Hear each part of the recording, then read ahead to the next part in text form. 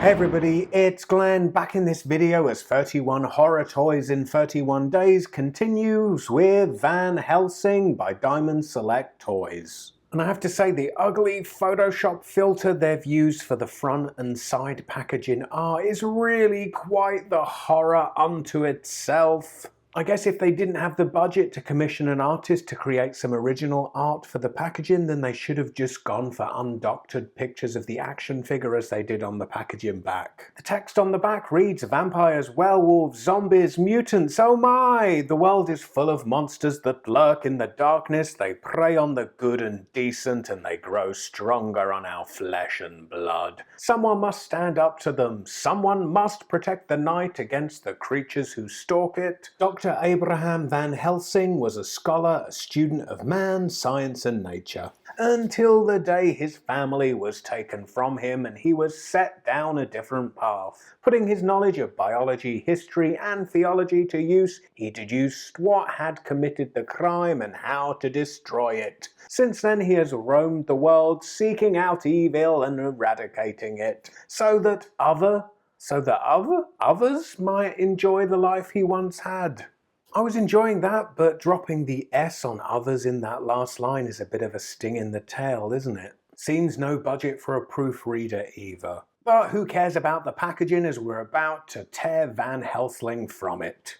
And here he is joining Diamond Select's Universal Monster Selector line, mostly comprised of classic monsters as seen in Universal's movies, your Draculas, your Frankensteins, your creatures from the Black Lagoons and whatnot. Yet while those figures adhere rigidly to the silver screen visions of those characters, refreshingly here we get an original design. While Van Helsing did appear in the original Dracula novel and has been interpreted countless times since as Dracula's main arch nemesis in many other books, movies, comics, yet this isn't based on any of those. In fact, Bram Stoker back in 1897 originally described Van Helsing as having red hair and being clean shaven, which is definitely not what we get here. Not that I'm complaining, of course, because I love this interpretation and it's sculpted by one of my all-time favourites, Gene St. Jean. And if you're wondering just who that is, well, you may well be familiar with his work and not know it, as if you regularly watch my channel, his fine work is represented in both the Marvel Select Venom and Carnage, which I've reviewed on my channel. In fact, come year end, I just may be declaring that Carnage as my action figure of the year. But back to Van Helsing, and as we take a closer look at the head sculpt, am I the only one that sees a bit of Vincent Price in the sculpt? Maybe spliced with a bit of Ron Perlman for added gnarly gruffness. And the sense of character doesn't just come from the age, as we can clearly see he's blind in one eye with quite the facial scar, perhaps acquired from a previous entanglement with the Count. And I think I could probably best describe this interpretation by drawing a Marvel Comics comparison, and I think had Scott and Jean sent Baby Cable not into the future but back into the 1800s,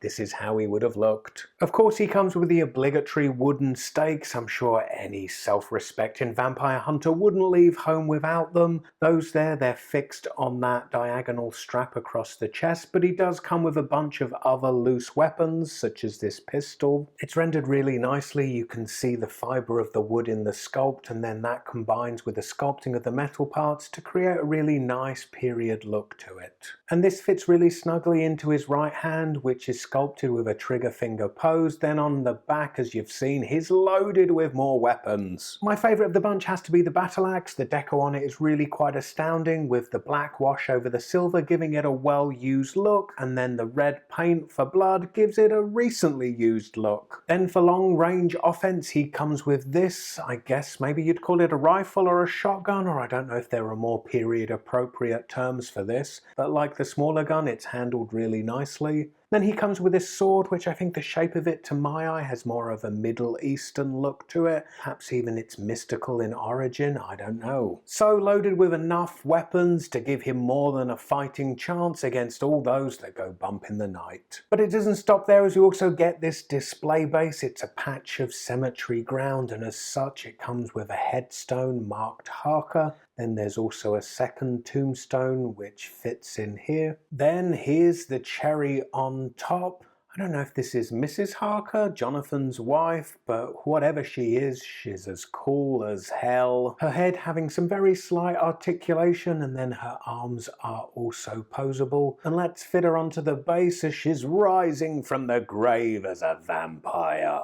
Then the base does have a peg, which we can plug into the bottom of Van Helsing's foot, and with him bloody battle axe in hand, he's ready to ensure that her return is a brief one. Now looking at articulation, and his head rotates side to side. He also has a neck hinge, is able to look up this much and then looks this far down. At the shoulder, his arm rotates and it moves up to a right angle to his body. There's upper arm rotation, and then there's rotation again at the elbow and a single jointed elbow. Then a bit needlessly rotates again at the top of the glove, and I think the figure would have been best benefited with a wrist hinge. There's waist rotation. Then at the hips, his legs move out to the side this much. His left leg a bit more inhibited by the pouch on his belt there. And then they move this far forward, and then they also move back. There's upper leg rotation, followed by a single jointed knee. Then there's rotation again at the top of the boot. And then at his ankles, his feet are hinged, moving backwards and forwards, plus they have an ankle rocker pivot, which is really quite the pleasant surprise. And here he is taking advantage of that pivot, posed at his widest stance possible, still with both feet flat on the floor. So all things considered, a Van Helsing figure on paper could have been really quite dull. Yet in practice, the execution is so considered that it gives this action figure an air of character which really intrigues and excites me. Anyway, click this video for a certain vampire that Van Helsing is more than familiar with hunting, but this time in the form of his Castlevania incarnation, and stay tuned for much more to come in 31 Horror Toys in 31 days. I hope to see you next time. Bye.